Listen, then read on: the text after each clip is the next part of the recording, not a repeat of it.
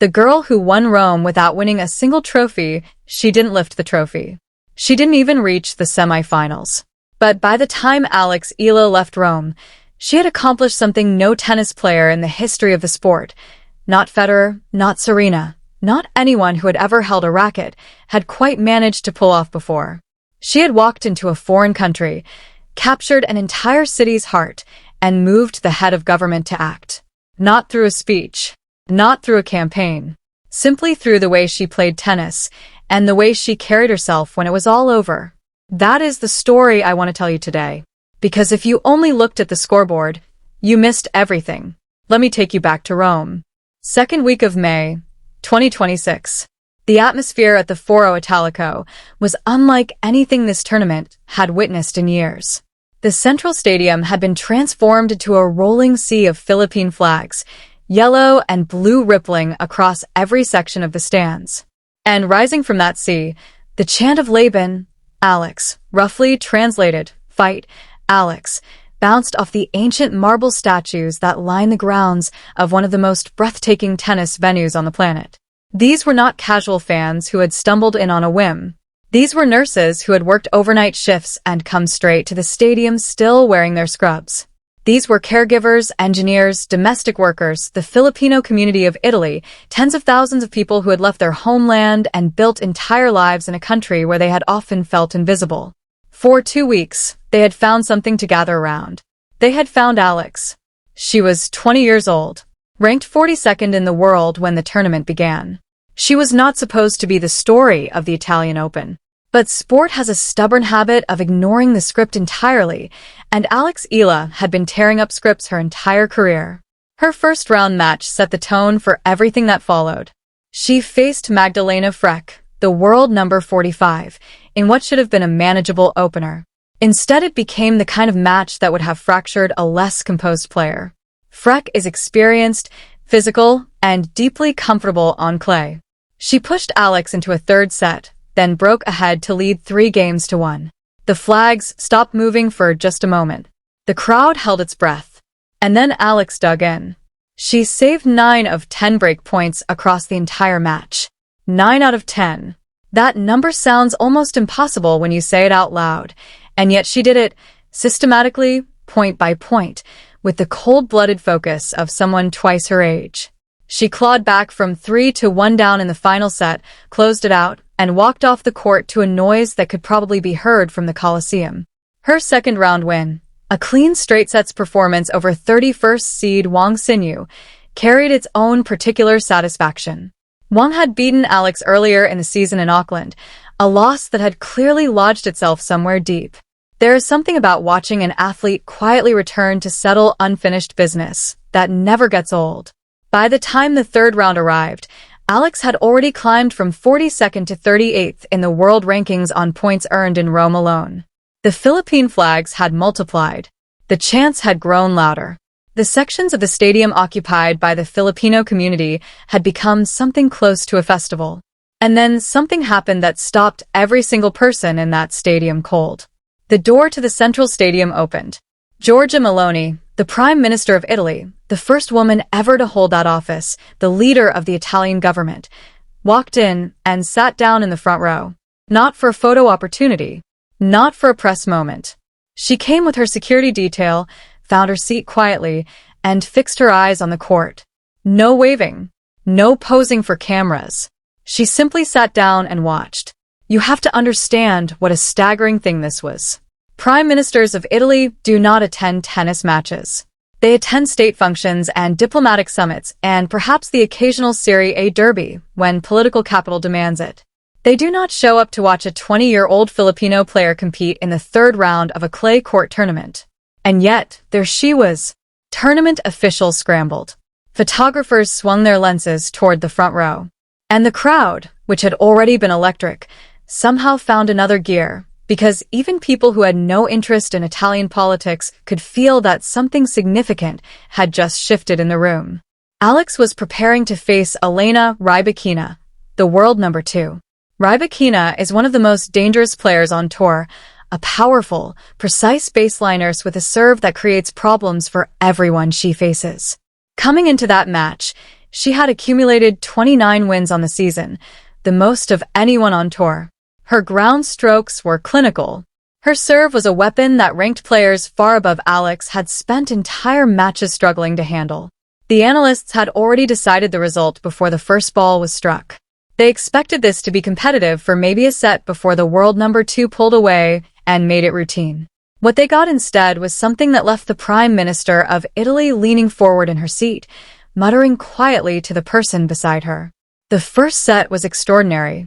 Alex was hitting with a flat, purposeful aggression that refused to give Rybakina any time to settle. She was stepping inside the baseline, taking the ball early, redirecting pace down the lines with a timing that typically takes players years to develop on clay. In that opening set alone, she fired 13 winners, the highest single-set output of her season. Rybakina, for her part, was even more clinical, 17 winners of her own. But the point is this: Alex was not being blown off the court. She was standing her ground, trading shots point for point with someone who had dismantled players ranked far above her without breaking a sweat. Giorgia Meloni, sitting in the front row with the same focused stillness she probably brings to cabinet meetings, was watching all of it. They were watching someone who was not supposed to be here, competing like she had every right to be, against one of the best players in the world, on one of tennis's most storied stages. Rybakina closed it out. 3 straight games. Final score, 6-4, 6-3. The world number 2 was through. By the numbers, Alex had actually been formidable. She had drawn 32 unforced errors out of Rybakina, a remarkably high figure for a player who prides herself on consistency, while committing only 17 herself. She had broken serve multiple times. She had pushed the match for 1 hour and 32 minutes without ever giving Rybakina a moment of genuine comfort. But the scoreboard said what it said. Alex walked off the court with her head high and her tournament over. By any normal standard of sports storytelling, that should have been where the Rome chapter closed. She played well, she lost, she goes home. That is how these things usually end. Except Giorgia Meloni had not moved. The crowd was beginning to filter out. Players from other matches were warming up on adjacent courts.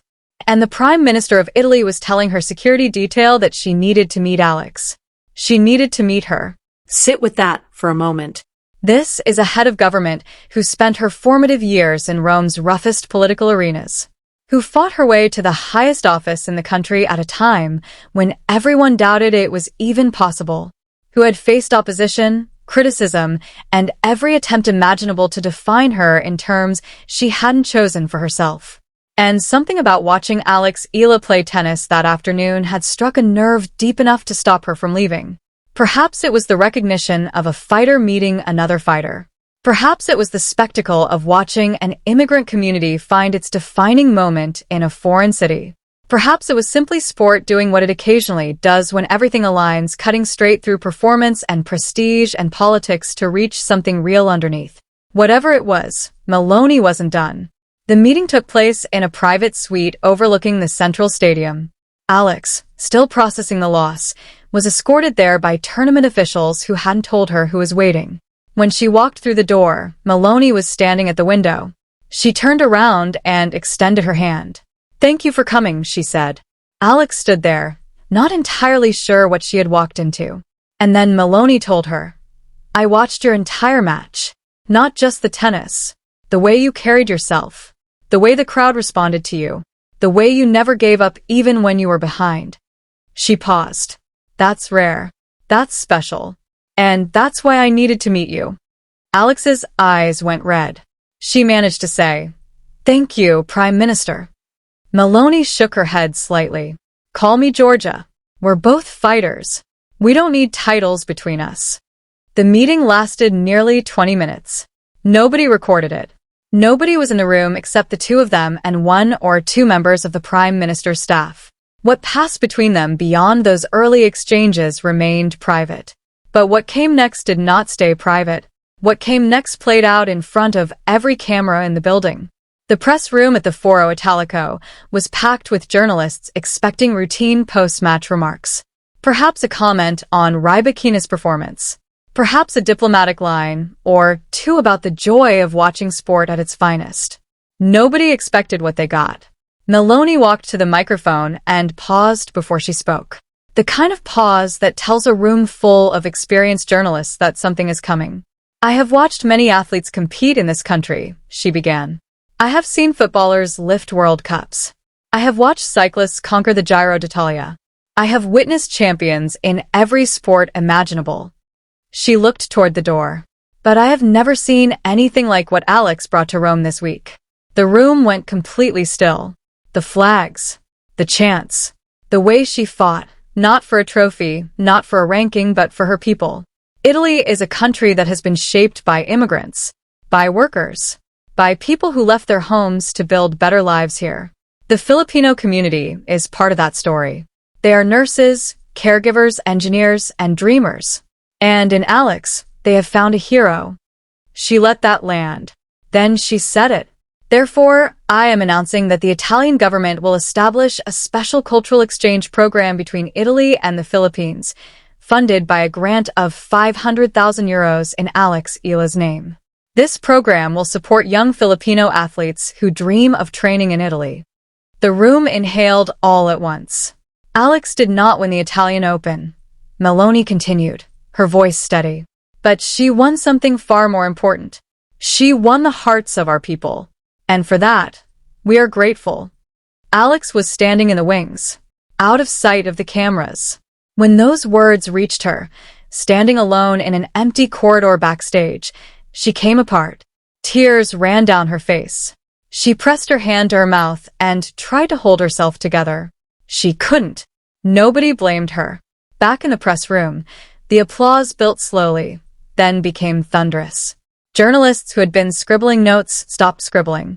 People who had come to Rome to cover a tennis tournament found themselves standing and clapping, because this was no longer a tennis story. This was something else entirely.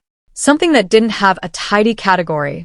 Alex walked out from the wings when the noise had settled. The room stood for her. She made her way to the microphone, hands trembling, eyes raw and honest. I don't know what to say, she started. And then she smiled through the tears, because even she knew how inadequate those 5 words were. I came to Rome to play tennis. She stopped, Took a breath. looked out across the room. Prime Minister Meloni, Georgia, thank you. Thank you for seeing us. For seeing the Filipino community. For understanding that those flags in the stands weren't decorations. They were people. People who left their homes and their families to build something better. And you saw them. Her voice broke on the word them. She steadied herself. This grant is not for me. It's for every Filipino who has ever felt far from home. For every young athlete lying awake at night dreaming of something bigger. For every OFW who sacrifices everything so their children can have a future. She looked directly into the nearest camera, her face stripped of everything except honesty. Thank you, Italy. Thank you for welcoming us. Thank you for believing in us. She couldn't finish. She stepped back from the microphone. The room erupted again. The kind of applause that doesn't stop quickly, the kind people sustain because they aren't sure what else to do with what they're feeling. From the back of the room, Georgia, Meloni watched her. She's something special, she said to the aide standing beside her. She's just getting started, the aide replied. The news moved at the speed of something that defies easy explanation. Within hours, it wasn't just the tennis world talking. It was everyone. In the Philippines, news channels interrupted regular programming to run the announcement. Anchors who are paid to remain composed were visibly struggling to keep it together. One anchor, her voice barely holding, the Prime Minister of Italy has announced a 500,000 euro grant in Alex's name.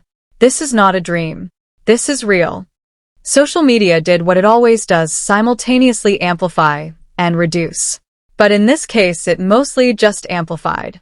The hashtags traveled globally within hours. Someone wrote, she didn't win the tournament. She didn't even reach the final. But she won the heart of a nation. That's worth more than any trophy. Someone else wrote, this is what impact looks like. Not rankings. Not titles. Change. And in the streets of Rome, in Milan, in Florence, in every city where the Filipino community had quietly, invisibly built their lives, people gathered in the piazzas. in the squares where they had stood for years, going about their days without fanfare. Now waving Philippine flags and watching the press conference replay on phone screens, in groups, together, seen. A nurse named Maria, who had come to the Foro Italico days earlier holding a sign written in Tagalog, spoke to a reporter through tears. "I've been in Italy for 8 years," she said. 8 years. "And I have never felt seen. Not like this." Alex made her see us. She wiped her eyes. She didn't have to do that. The Prime Minister didn't have to do any of that. But she did because Alex made her see us. Because Alex made her see us. That is the entire story. In 6 words. At the end of all of it, the tournament, the flags, the chants, the Prime Minister in the front row, the private meeting, the press conference, the announcement, the crying journalists, the piazza celebrations, Alex sat down in a quiet room and was asked what she would take away from Rome. She thought for a moment. "I came to Rome to play tennis," she said again, "because some things are worth repeating. I wanted to compete, to win matches, to climb the rankings. That was why I was here." She paused. "But I leave with something I never could have imagined. Not a trophy, not ranking points. A legacy. A chance for other Filipino kids to do what I got to do. A door that's open now that wasn't open before." Her eyes went somewhere distant. Every Filipino nurse who ever felt invisible in this city. Every caregiver who ever wondered if anyone noticed them, they were noticed. Not because I won. Because we showed up together. She looked back at the camera. "That's bigger than any match. That's bigger than any tournament. That's bigger than anything I could ever win on a tennis court."